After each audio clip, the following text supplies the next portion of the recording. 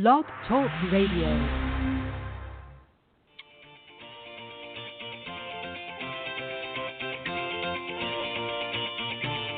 Good morning, everyone. Welcome to the Women of Golf Show. I'm Ted Odorico, and joining me is LPGA professional Cindy Miller, and we are your hosts. We're broadcasting live every Tuesday morning from 9 to 10 a.m. Eastern here on the blogtalkradio.com network, bringing you some of the best golfers, teacher professionals, and entrepreneurs helping to elevate women's golf. We're so glad you decided to join us this morning, so grab your coffee and let's get started.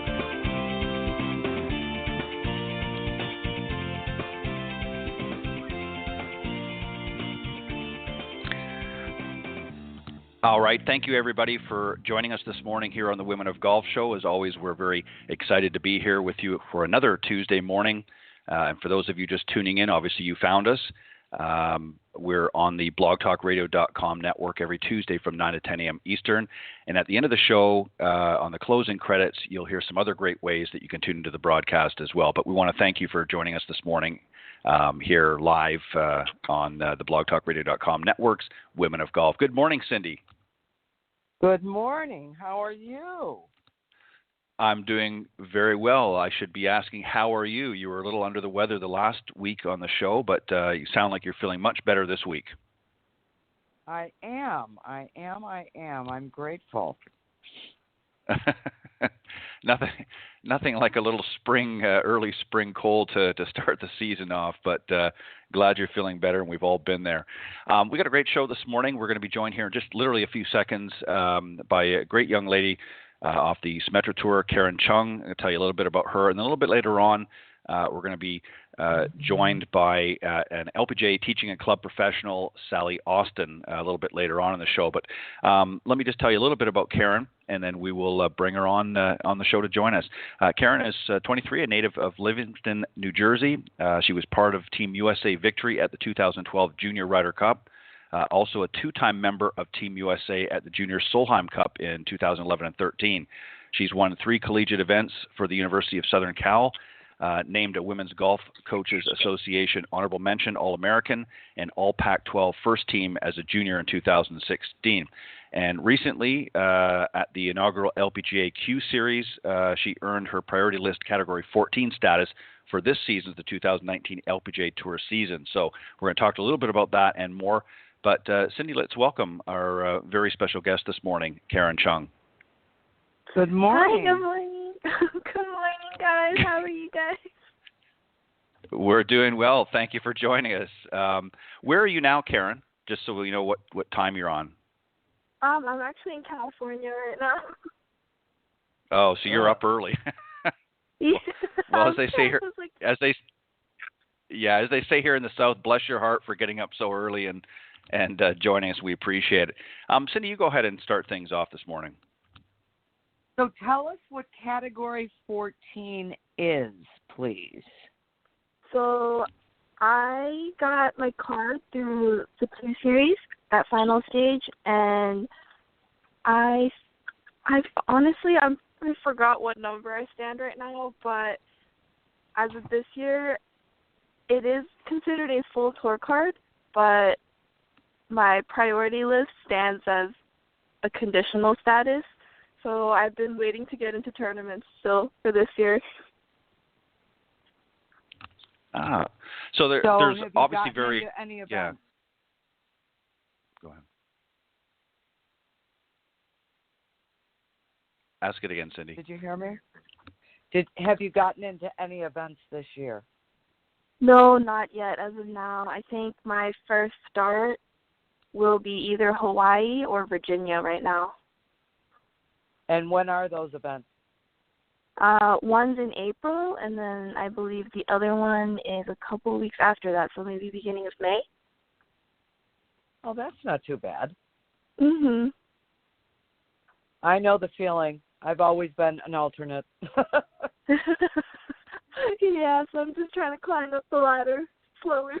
Yeah, I hear you. I feel your pain. You got to just sit back and practice, and then hopefully play well and move up the status line. Exactly. Go ahead, Ted. Let me ask you, Karen, because we got some of the notes here from Zach, the media specialist.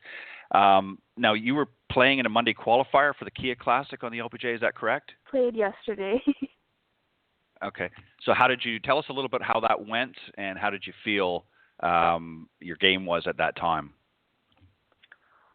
Yesterday, to be honest, it didn't really go as planned, but I guess that's golf. You have your ups and downs.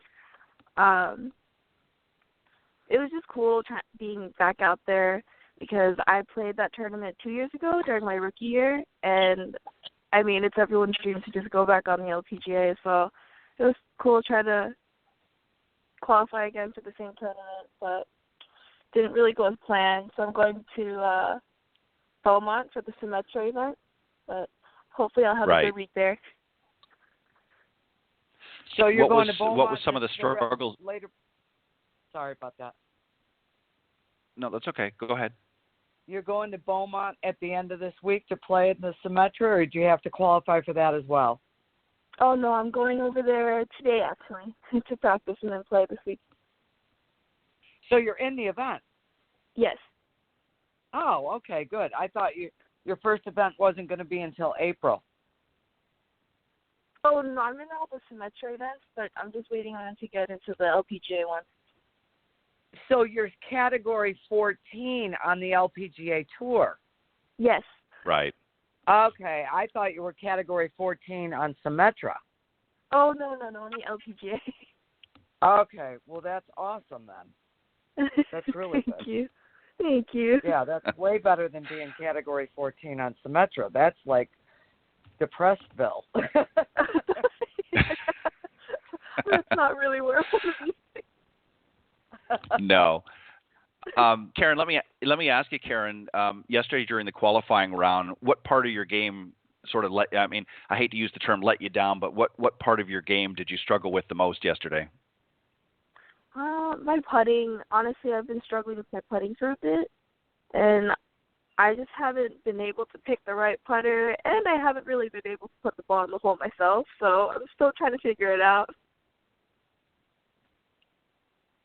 Right, yeah, and that's what's your strongest part of your game, do you think? I'd have to say driving. I mean, I don't really miss fairways, but once I get there, it's kind of like a free-for-all, but I can get to the fairways really quickly and easily. Well, it's always good to have a good start. Yeah. It's obviously, it sounds like your iron play and maybe a little bit of putting needs to sharpen up a little bit, but it sounds like overall you've got a pretty good game. Now, you finished tied 9th at the IOA Championship last year, and you're playing in this year's event, which I guess is the end of the month. What are you going to do differently this year, do you think, to increase your chances? What are you going to, obviously you're going to practice more, but what are you going to really focus on this week to ensure that it's a successful tournament for you? Last year, I did try to play safe. So this year I'm going to try to go in there and try to attack more pins and be a little bit more aggressive since I know how the course lays out, and see if I can roll in a couple more putts and see what I shoot. Right. Very good. Cindy, go ahead. So when you say the best part of your game is driving, is it because you hit it far or you hit a lot of fairways? I hit a lot of fairways, and then I could poke it out there here and there. Yeah? Are you long? I'm not long, but I guess for my size I hit it pretty long because every time I play with someone, they're like, hey, you hit it pretty good for your size. And I'm like, good to know. Now, what are you doing to try to make your putting better? Tell us what you're working on. Is it distance control? Is it stroke shape? Is it alignment? Is it reading greens? It's a little bit of everything, but right now I'm struggling with green speed. So I've been doing a couple drills where I lay out towels from like maybe 15 steps away and then 20 steps away, and then I just try to roll my balls onto the towels from those distance, and then from like a downhill side and then uphill side. And then that's pretty much it for now. Still trying to look for more drills or anything that'll help me. Well, that's good. Mhm. Very interesting. Some always good to have a few good drills. Now, Karen, you played some I was looking at some of the stats here, and you played some very impressive golf while you were at USC. Tell us a little bit about your college experience. Obviously, you're in a team format there as opposed to individual, but what did you learn from that experience playing with some of your fellow competitors? I mean, it was so much fun because golf is an individual sport, so having those 4 years to play with teammates, it was amazing. We would go to such nice places too, and I mean, it was just a great atmosphere to play golf. And since I think that we had 9 of us on the team then when I was there, you just learn from each other and you just vibe off of each other, and you just kind of get to share your best aspects from your golf game with your teammates, which was really fun, and it was cool. Very good. Do you think you're a kind of a conservative player? Like, are you a very safe player traditionally, or are you normally a very aggressive player when you play? I'm a very bipolar player because I'll have stretches of weeks where I'll go super conservative depending on how my iron play feels. Mm-hmm. And if my iron play feels great, I'll be attacking pins. Like, I just go for everything usually. But nowadays, I've kind of learned that's not the greatest play every single time. So trying to back off on that right now.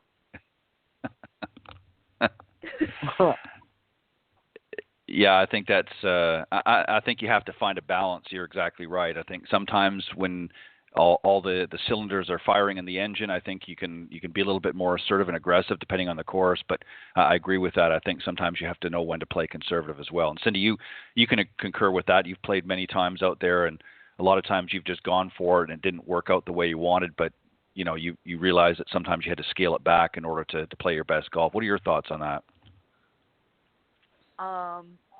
I guess we learn by our mistakes, hopefully.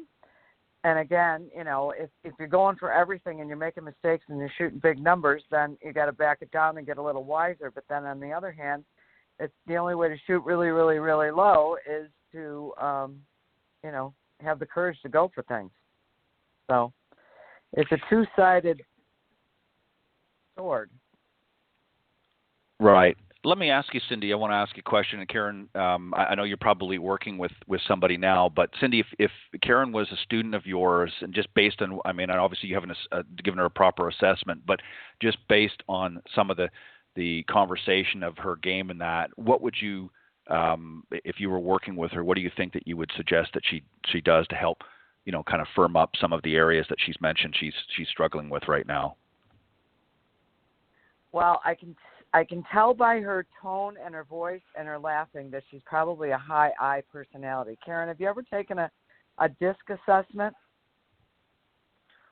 I have no idea what that is, to be honest. Okay, so it's a behavior report. Are you friends with Christina Kim? Yes, I am. Okay, so do you and Christina Kim act a little bit alike? Kind of, not really. I'm usually on the quieter side when I'm with her. Well, that's because she's really loud.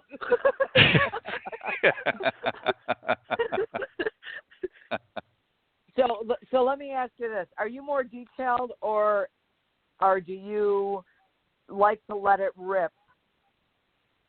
I like to let it rip. Okay. Are you a competitive control freak? Yeah, I am. Okay. And who talks more, Christina or you? I think I know because you just kind of said. Christina. Who? So here's the deal. I believe that you're a high DI personality. And if you want to send me an email, I will send you a link to take a free assessment. And it's going to help you know who you are. So you have to weigh the odds of when you take the risk and when you lay up. I'm a high DI myself, so I'm a competitive control freak. And I might tend to go for things without thinking. And then, you bury it in the bunker and you make an 8 and then you're pissed and then it's your caddy's fault or your husband's fault or whatever. Somebody else's fault. It's not your fault. So what I would do is I would say that the more we can help you learn to know who you are and what your behavior style is and what motivates you to action, I think you can then make wiser decisions on the golf course that will help you play to your potential better. So my email is cindy@cindymillerinc.com. If you want to take a free assessment, let me know. Because, again, what's the lowest score you've ever shot? P6. Not too low. Okay. And how long ago was that? I don't remember the last time I shot 66. I shot 67 multiple times, but it's been a couple of years, I think. Okay. So typically someone like you and I, and 66 is the lowest I've ever shot either, too. But typically it depends on the behavior style. Again, so our son, let me just give you an example. Our son played at Ohio State University on the golf team, and then he transferred to Augusta State. And Jamie is his name, and he is a very high DI, like I believe you and I are. I know I am. I believe you are. So when somebody tells him you got to go make 300 3-foot putts, he looks at him with eyes rolling like, oh, my God, shut up, right? So a detail-oriented coach to him will drive him nuts. So when he went to the school sports psychologist, the guy told him, look, you're a different kind of a player. You've got to scan it, plan it, see it, do it. You can't do all this detail stuff. So does all that detail stuff drive you crazy? Oh, yeah. I mean, that's why I've been coachless for about 10 years now. Right, because you just want to slap somebody because they're trying to get you to be very analytical, and you can't be that way. If you do that, you will play worse. So just by listening to your voice, I can tell that that's the way you are. So you got to send me an email because this thing's going to shed light on a lot of stuff, and then maybe we can go out and shoot 63. So there. Yes, that'd be amazing. I'd take that any day. Okay, cool. Send me an email. Cindy@cindymillerinc.com. Yes, for sure. I will send you an email. Wait, can I get your email again? Cindy@cindymillerinc.com. Thank you. Wow. You're welcome. Yeah, some very great insight, Cindy, in that part of the segment. You're exactly right. I think understanding, who you are and how you adapt to certain things in all areas of your life, but particularly out in the golf course, understanding how you approach things can make a world of difference as a player. And I think, we've talked about this before. I think sometimes, we're learning more and more now as teacher professionals and coaches that, we can't sort of pigeonhole everybody into the same category because we are so uniquely different. It's not just that the golf swings are different, but it's just mentally how we process things are different as well. And I think having a better understanding, Karen, I think is definitely going to shed a lot of light, as Cindy just mentioned. So definitely reach out to her through her email, and she'll send that link to you. And I think it would be very, very helpful for you, as you progress through your career. Let me just ask you something. Let me hang Sorry. on Yeah, one go second, ahead. because so for someone like Karen, most of the golf world is going more left-brained, which is technology. Which how many players are out on the range with a TrackMan or a flight scope next to them with their coach, and they're looking at all these numbers and stuff, right, Yep. Karen? Right. Yeah. So if you go, oh my God, I cannot do that. It's just way too much information. And you are going away from that.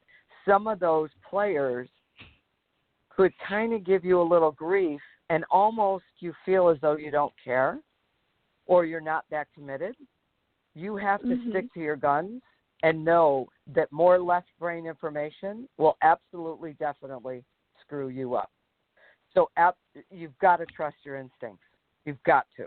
No matter how much pressure your parents, your mom, your dad, your anybody puts on you. I mean, there's a fine line. You have to act like you care, which you do, or you wouldn't be out there. But you absolutely don't let them make you feel as though you're not trying hard enough because you're not doing all that left brain stuff.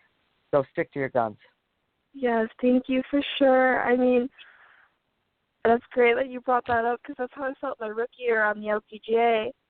I saw all these girls on the range of TrackMan, and they were just getting down to it. And I would just kind of go do my thing and then leave. And I didn't really have a great season my rookie year. So midway through the season, I kind of lost myself. And I began to, question myself. I was like, am I not putting in the work? I just completely forgot how I got there. And, I mean, that's a great point you made. After that, I just try to go back to my ways and just try to stand there. Good girl. Good girl. That's the only way you're going to succeed, so stick to your guns. Don't let them make you feel goofy. Okay. Yeah, that's some great advice, Cindy. Yeah, that's some great advice. Karen, this is something, too, that, a lot of players out on tour, we've had the pleasure, Cindy and I, of speaking with a lot of great young ladies, both on the Symetra and those that have, got some status on the LPGA as well. And there's been quite a few that have mentioned at some point, they feel like they've kind of lost themselves and they've had to regroup in that. And I think a lot of times, you feel that pressure. You're out on tour, you're traveling a lot, and a lot of other, sort of anxiety creeps up. And the last thing you need is to sort of be conformed into one way of thinking. You have to go out, as Cindy said, and just sort of, find yourself and find what works best for you. And if that involves using some of the technology, that's great. If you can do it without that, that's great too. Whatever works for you is how you've got to, approach this. And, you just got to remember, as you mentioned yourself very early on in the discussion, there's going to be moments when you're going to be really up and high and just everything's going great and the putting's working and you're hitting all the fairways and the irons are hot. And then there's going to be other days where it's just going to feel like somebody kicked the stool out from underneath you, and you're going to say, "What am I doing out here?" That day is going to happen, and you know that yourself. You're going to have that. But if you stick to your plan, as Cindy's mentioning, and I think this, as she said, this assessment, that you're going to do, I think will help shed some light and help reaffirm some things you probably already know. But maybe some things that you didn't know about yourself, and that will help you refocus, a more, detailed, or not detailed, but, focus more in the direction that you need to go and not what, the thing is you're not going to really, you don't want to worry about what somebody else is doing out there, because then you start to play their game. You need to go out and play your game, and that's what's going to give you the most amount of success over your career. And I think doing this assessment will really help shed some light on that. Let me just ask you very quickly, as we get close to ending our time here. As I mentioned earlier on in some of the opening discussion, you were part of Team USA during the 2012 Junior Ryder Cup team and also a member of Team USA at the Junior Solheim Cup. What do you take away from that experience? Obviously, you enjoyed that opportunity to be in a team format again, but what did you take away from those, from those experiences that you're carrying forward now? I mean, all it comes down to during the Junior Ryder Cup and the Solheim Cup is you're just trying to take down that one player that's standing right in front of you, and it's a match play format, so you can be aggressive as you can. You can get an 8 and still just be one down or one up. Mm-hmm. So I guess that whole feeling of aggressiveness, you just kind of have to attack at that moment. And for me, usually it worked out great during those instances. Again, for my career now, it's hurt me in the beginning, but I've learned to control that, so hopefully it'll bring me some. Yeah, you mentioned on your rookie year, as a professional, you said that you had some struggles. Do you think that maybe sometimes you're looking back at that time, possibly it's affecting how you're playing now? Do you think that obviously your first season out officially on tour, and you're playing with some of the best young ladies in the world, so you're trying to find your own way, if you will. Do you think sometimes that sort of negative experiences that you may have had along the way have carried on? Like, have you been able to shed those experiences to some degree and sort of move forward in today's game? Or do you think sometimes you look back and say, well, this is what happened here, and when that scenario happens again, you're sort of carrying that baggage with you? What do you think about that? I think it was half and half for me, because I took away a lot that year after I played, when I looked back and I said, hey, these are some stuff that I need to work on if I want to get better and actually stand a chance out there.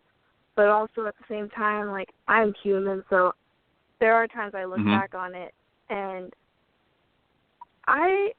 because I felt kind of unwelcomed and just kind of where I lost myself midway through the season, I just kind of carry on to that feeling sometimes, and I almost feel like sometimes I don't even belong out there.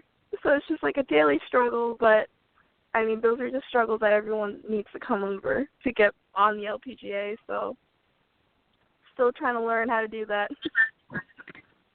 Yeah, I think that's a struggle. The thing that you have to say to yourself, Karen, is that every person out there shares those same feelings at some point, especially when they're first starting out on tour. Do I belong here? Do I fit in with some of these great, young ladies that have maybe won multiple tournaments or won, major tournaments and things like that. And, you obviously did the work to get there. The fact that you're even there should answer that question very easily for you. And would you agree, Cindy? I think that that's something that a lot of players struggle with when they first come out on tour, that, they're kind of, I don't want to say starstruck, but just a little bit overwhelmed with some of the stuff going on. It's a much bigger stage than maybe what they realize when they first get out there. What do you think?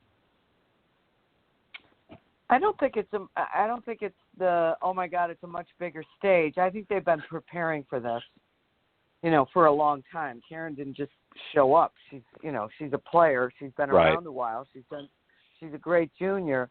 I think it's clicky, and I think the travel, and I think the distractions. This is my feeling from because I played on the tour for a few years and I've been on the Legends Tour for a long time. Karen, I think working on your game is the easiest part of it. Would you agree? Oh, yeah, for sure. Yeah, I mean, it's what are you doing tonight? Do you stay in private housing? No, I actually stay in the hotel for this year because I'm traveling around with my friend who's helping me out on the bag. Okay, well, see, that's way better, okay? Do you have enough money to play all year with no worries? Oh, no. I mean, it's the Symetra tour, so I got to work hard. Yeah. Well, so again, that was my fear all the time is, you better play well because you don't have enough money. In fact, I qualified for the qualifying school to get on tour in July, and I didn't have enough money for an entry fee the next week. So I couldn't go play the next week. So, I mean, I know you're feeling. You're like, oh, my God, I've got to play well. This is so much pressure.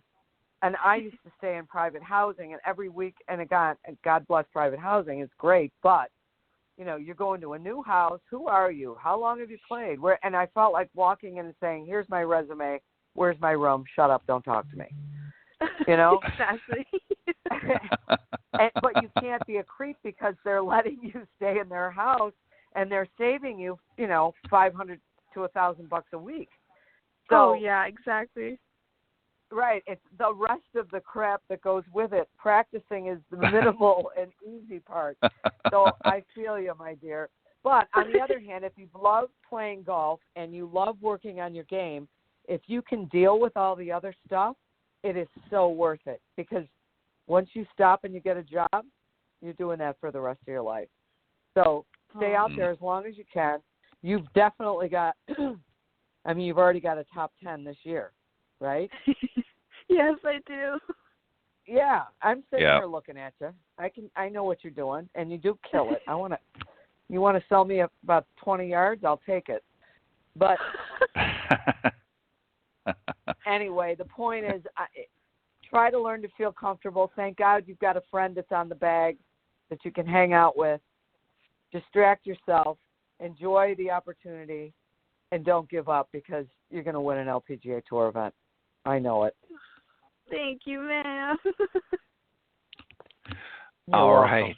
Well, thank you, Karen, for joining us this morning. We appreciate it, and we got to let you go so you can get on with this week's event. And good luck, and definitely reach out to Cindy through her email, and she'll send you that information. And I think it's definitely something that's going to help you for down the road in that. So good luck this week, and good luck this season, and hopefully you'll win a tournament, and you'll be able to come back on and join us again. But we appreciate you taking the time this morning, very early, to join us on the Women of Golf. Thank you guys so much for having me. This was fun. All right. Bye-bye. Good luck this week. Go make birdies. Thank you. All right. Bye-bye. All right. That was a very special guest this morning, Karen Chung. Definitely got a lot of energy, Cindy, and I think she'll do well. I think it's just, like anything, a lot of players struggle a little bit when they get out there, especially at that age. She's still pretty young yet, and got to earn her chops, if you will, out on tour. And I think she's just got to play her own game. All right, let's move on and bring our next special guest this morning, Sally Austin. She is an LPGA teaching and club professional. Graduated from the UNC with a degree in business admin in 1977. And at the urging of her father, she helped start the women's golf team at UNC along with Mindy Moore her freshman year. She played all 4 years and won the NC Women's Amateur in 1979, turned pro in the fall of 80. She played professionally on the U.S. Mini Tours, Asian, European Tours, and LPGA. Taught in golf schools at Pine Needles, Kraft Zavickas golf schools, plus several others before becoming the head coach at UNC in 93, where she had been assistant coach for several years, and then coached there until the summer of 2009. Now she teaches privately in golf schools, mainly at Pine Needles, but moved to Pinehurst this past summer from Chapel Hill. She became a member of the LPGA Teaching and Club Professional in 1988. And one of her mentors, which we're going to talk about, was Peggy Kirk-Bell. And let's welcome this morning very special guest, Sally Austin. Good morning. Thank you. Good morning. Thank you for having me. It's great to hear from you, Cindy. Well, thanks for doing this. Yeah, I'm actually standing at the Learning Center at Pine Needles. The temperature is dropped 20 degrees from yesterday. So if you hear the wind blowing, that's where I am. I'm outside hoping that the signal will be strong enough to carry. So you hear the wind. So hopefully y'all can hear me okay. What's the temperature? It's about 49 with probably a 10-mile-an-hour wind from the north. It's cold. Okay. So, we got a golf school going on. So I'm helping in that. So very good. Great.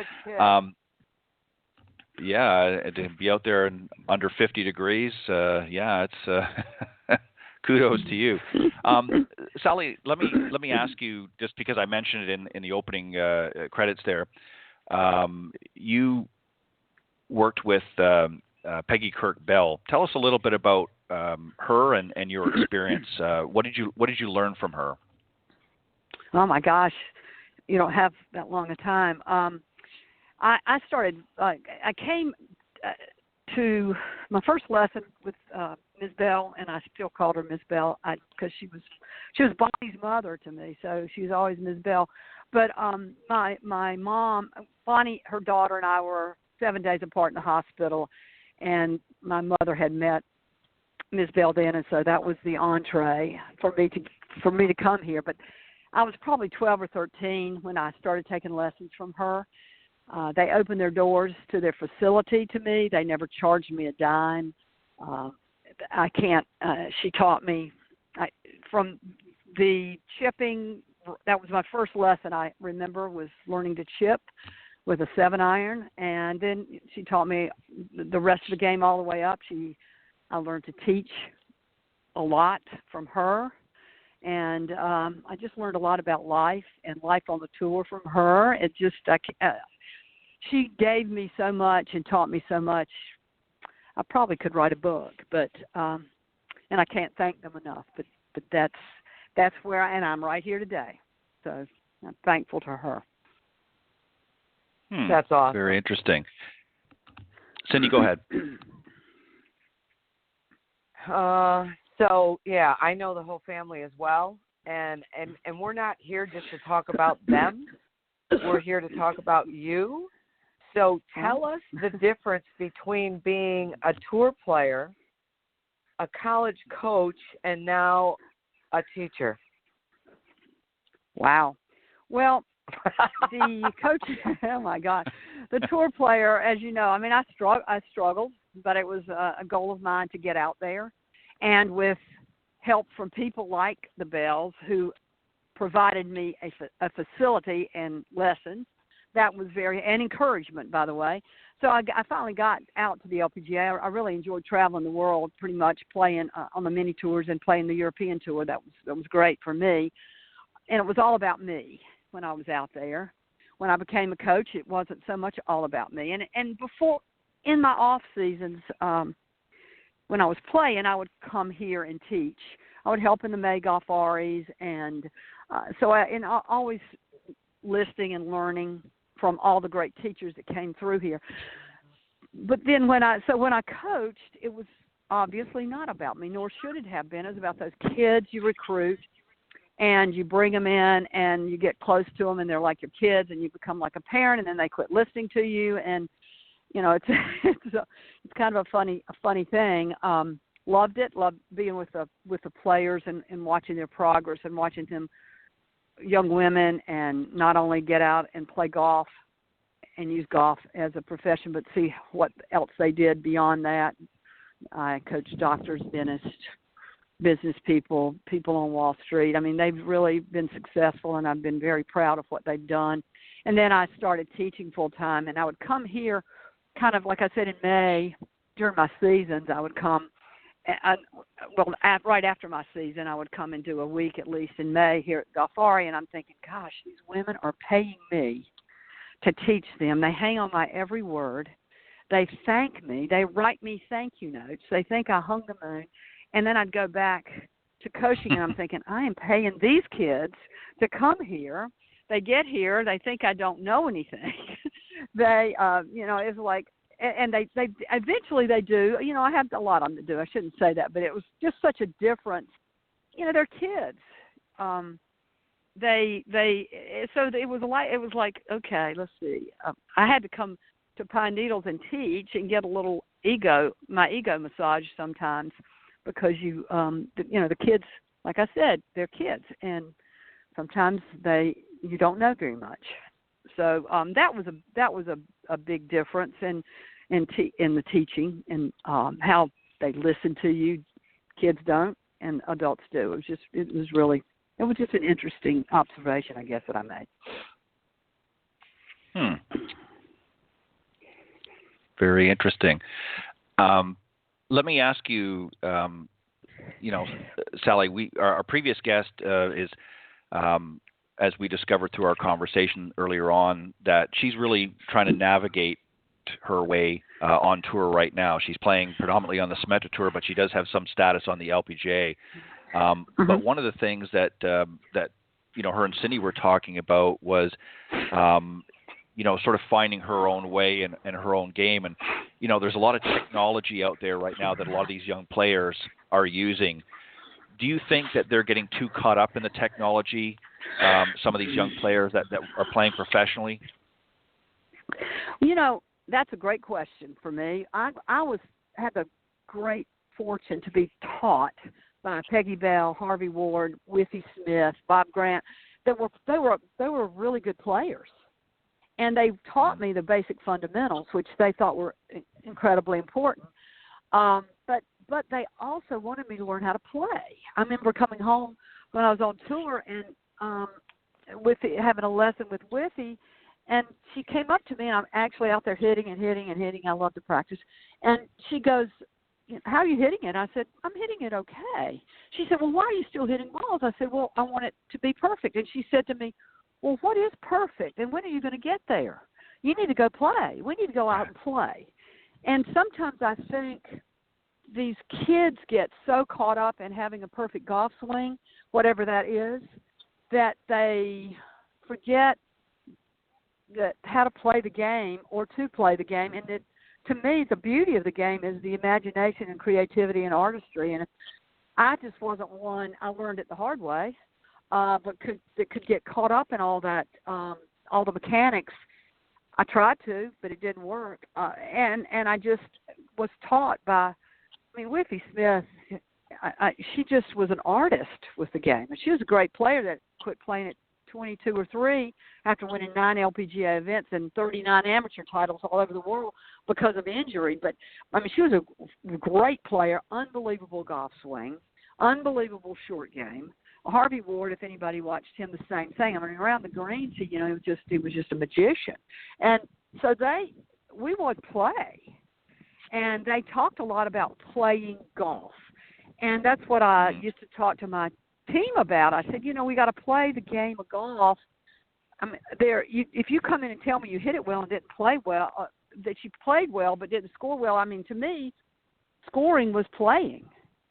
Hitting it well is not necessarily playing well. I could hit it well and not play, worth a toot, but you can hit the ball like crap and play really well, I think.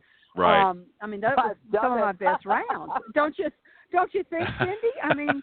Some of my best rounds were rounds. I remember playing in a mini tour event. I was leading, and I hadn't gotten the ball off the ground on the fairways, and I shot 1 under, or something like that, because I just figured out how to get the ball around the golf course, given what I had that day. And I wonder if, to me, I'm not sure. Some of these kids, I think they lose some of that as they get older and get more into mechanics and being told they've got to swing a certain way. When that way, that's just what I think. So you got me on a topic that I kind of have a strong opinion about. So. Well, I think we share. I think. Yeah. Go ahead, Cindy. Go ahead, Ted. Well, what I was going to, all I was going to just say real quick is I was just. Yeah, that's exactly true. All I was going to say real quick, Cindy, was I agree with you, Sally, is I think that, a lot of the kids today are more concerned with the mechanics. And that's why when you look down the range, watching them at a tour event, they're all hitting the ball pretty much the same. When you look back, 20, 30, 40 years ago, and you look down the range, everybody had a much more unique, you look at some of the men on tour and even some of the ladies on tour, there was a lot of difference in how they hit the ball and work the ball. Nowadays, everything is just sort of the same, and it's a shame, really, because I think that's why so many of them struggle out there, is because they're not really learning how to play the game. They're just learning how to hit the ball well. Sorry, go ahead, Cindy. No, I agree. Sally, you go ahead. Well, I see that. I think a lot of the artistry is gone. And when I've watched kids as little kids, when I used to watch and recruit and watch the juniors play, I learned after coaching a couple of years that I needed to find players, not just ball strikers. And I can name a couple of them. Shauna Estes comes to mind. I remember watching her, I think down at Myrtle Beach play, and Beth Bauer they were actually head-to-head kind of thing. And I'm thinking, I'd love to have this kid. She hit it. She never worried. She hit it everywhere, but I could see her focus was always on the next shot and how to hit the next shot and get it out and get it in the hole. It was about getting the ball in the hole to her. And, that's how I think Seve Ballesteros played. I used to love to watch him because he was never on the golf course. And I think that Bubba Watson's a little bit that way, and I hope he never lets go of that because I find it refreshing. I couldn't teach his golf swing, but I would like to teach his course, the way he approaches the game in some ways with great creativity and imagination, because that's the beauty of the game. It's not just, I mean, Bryson DeChambeau makes my head spin. Yeah. Listening to him. But he's playing well. I mean, I can't fault. I think some people do play well that way. I just have seen what I thought were some junior players that as they get along in years and they lose that creativity and imagination and love of getting the ball in the hole without necessarily having whatever that perfect golf swing might be. Mm-hmm. Well, I can give you a great example of that. If you look at Jack Nicklaus, he certainly was not the best ball striker on tour. His wedge game, by his own admission, was subpar, but yet he went on to win, how many majors, and not to mention, dozens of other tournaments internationally. So there's a perfect example. And an example of the opposite, too, is that plays much more like a machine, and he's actually just back now off of some injury, is Luke Donald on the men's tour. He has an incredible ball striking ability, but if you look at his career, he hasn't really won a lot compared to many others out there.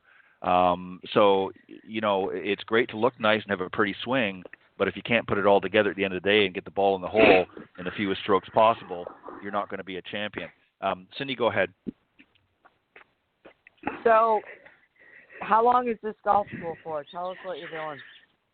Okay, well, I am actually kind of substituting for Pat McGowan. He's going down to see his son play, who's playing on the web.com. So he's leaving today to go down there, so I'm just kind of subbing in for him, and then I'll be doing subbing for him on Thursday in the Golf Academy. So these are golf academies. They're shorter than the Golfaris that they have. The Golfaris, they do have a couple of Golfari, but they mainly for women. They're a week, Monday to Friday. These are two-day golf academies. So I'm teaching in that, kind of substituting, and then I will be full time at the Golfaris and giving a few private lessons here and there too. So. Well, nice. Now, tell us what's McGowan's son's name? Is it Michael? Michael. Yep. He's struggling a little bit out there. He had a thumb injury and probably should have taken a medical, but because I saw him last week or week before, and he said he would take it as his left hand, he would take it back to the top of his swing and it would catch him right as I said, oh my gosh, Michael, constant pain's a lot better than that sudden jab at the top of your backswing, because it could keep the ball, so hopefully he will have a good tournament. He's a great kid and he's got great imagination, and I hope he never loses that, because he's a player. He's got great mechanics too, don't get me wrong, but he's a player. He plays a game, and hopefully he won't lose that. That's great. So, Ted, just for your information, Bonnie Bell is Peggy Kirk Bell's daughter, and she married Pat McGowan, who played on tour with Alan forever. And their son is playing on the web.com tour. So everything's intertwined and connected here. We're all about old buddies. Yeah. We've known each other a long time, and it is kind of amazing how those ties and connections run. Small world, golf. But isn't it awesome? Now, Sally, are you playing any competitive golf now, Sally, at all, like on the Legends or anything? I've not ever been able to get on the Legends. I've never figured out that formula, but I play in the LPGA T&CP, and then I played in the senior Open last year, and I'm going to try to qualify again this year. We'll see. We'll see what happens. I'm toying with not doing it, but I know I can't get in it if I don't try. But my game is not where I want it to be. But I would really like to play in it because it is here at Pine Needles and it's my home course. So. Oh yeah. We'll see. Yeah. We'll see, but you know how the head does. You know what the head does when you want to do it too badly. So. Yeah, I do know. Yeah, you Go know, ahead, Cindy. you know. So like it's, I know only too well. I wanted it so bad last year, I blew it. So I'm toying with it too because it's the qualifiers the day after Easter, and I don't think they're letting us play a practice round. It's like, yeah, do I really want to do this? Yeah, where is it? Where's your qualifier? Columbus, Ohio. Columbus Country Club. Well, the weather could be icky too. Yeah. Yeah. So, well, I'm used to that. I'm from Buffalo, but again, it's not life or death. It is what it is. It is what it is. You're exactly right. If you don't get in it, you can't. That's definite. If you don't try, you know you won't be there. So. Right. Anyway, you are right, my darling. Yep. So, what's your best Peggy Kirk Bell story? Oh my gosh, the best one I can't tell in public, but there are so many. There are so many that I can tell that she is something, that woman, but or was. Everybody hears about all of her flying around the country in her own airplane when she was on tour, and I listened to those stories, and I'm trying to think of one I can tell. She loved to drive fast, and she did. She did, and she got a lot of tickets. And Mr. Bell would he always hosted the highway patrolman here, and I think it was hoping that they would look kindly on her.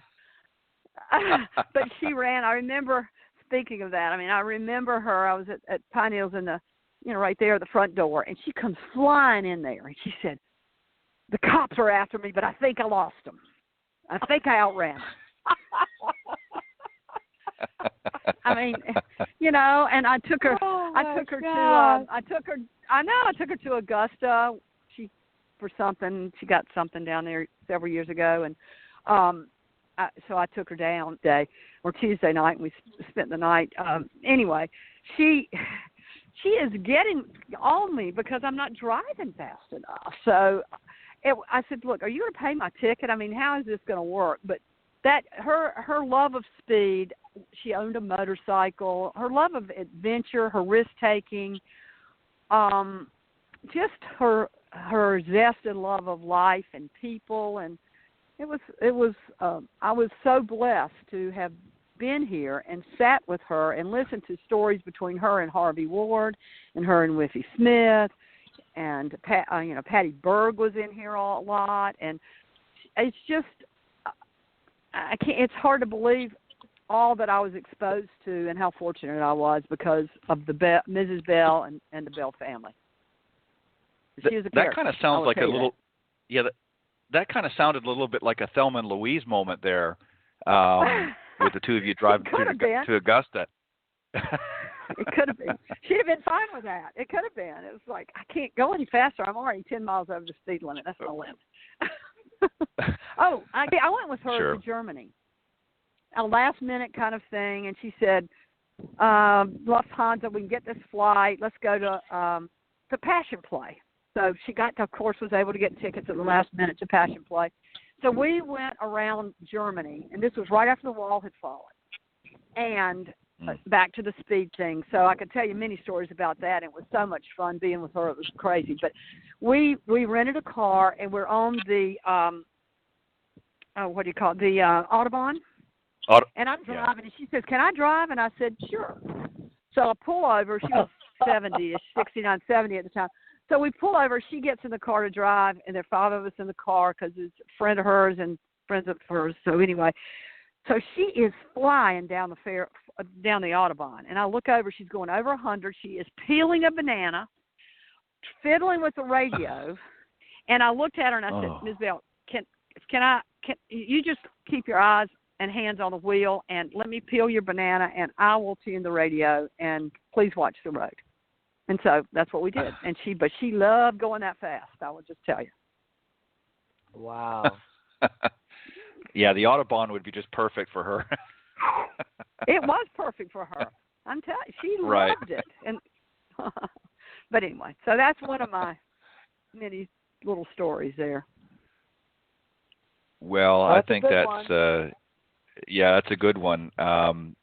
Well, we'll have to have you come back again, Sally. Unfortunately, we're just about out of time because I'm sure you've got some other great stories to share as well, and I want to hear about the one where she got lost in the woods one night and that one too.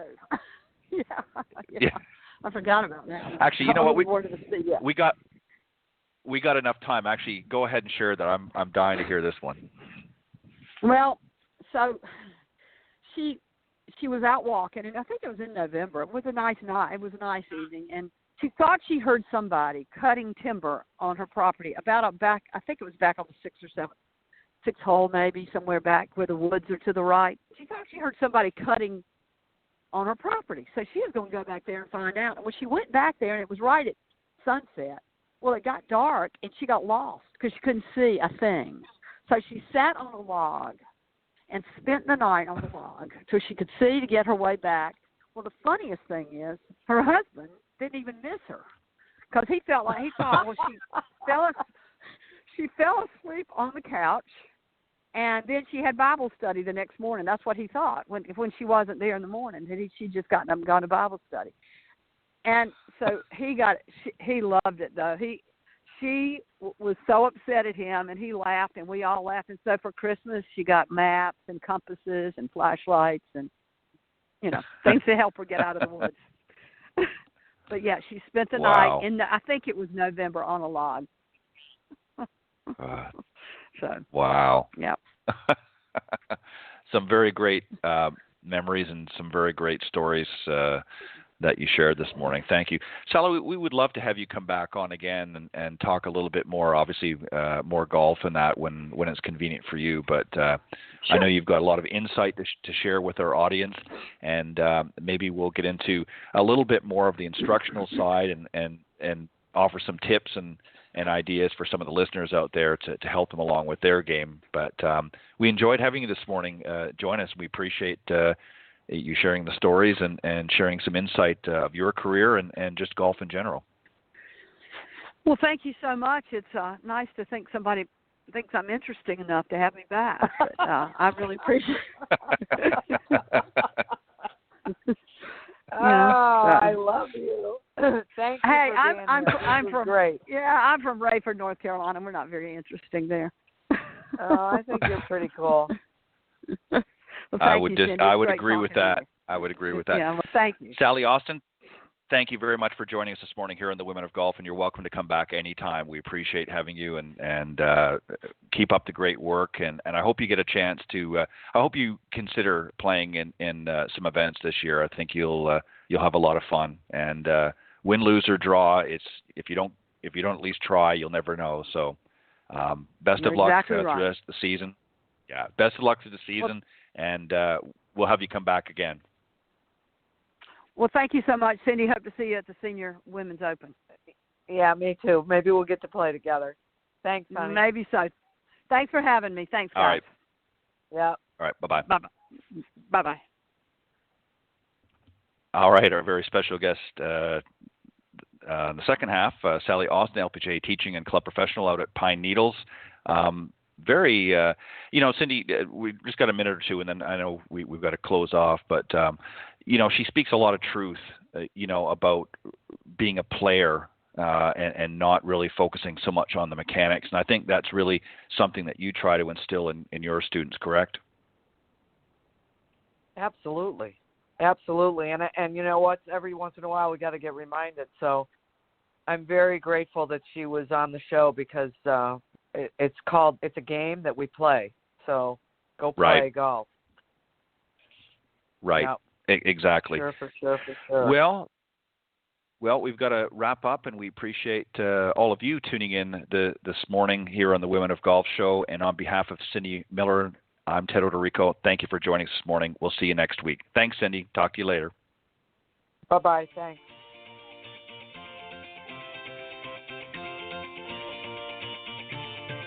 Thanks for listening this morning to the Women of Golf show. Tune in live each week by visiting blogtalkradio.com/Women of Golf or on any of these social media platforms: iTunes, Stitcher, TuneIn, Castbox, TalkStream Live, and of course Spotify. If you can't join us live, check out our on-demand section for previously aired broadcasts. To get updates for future shows and upcoming guests, you can follow us on Facebook at Women of Golf. You can also follow me on Twitter at Ted and Buck CEO and Cindy at Cindy Miller Golf. Please remember to join us next week on the Women of Golf Show. See you next time. This has been a production of the iGolf Sports Network.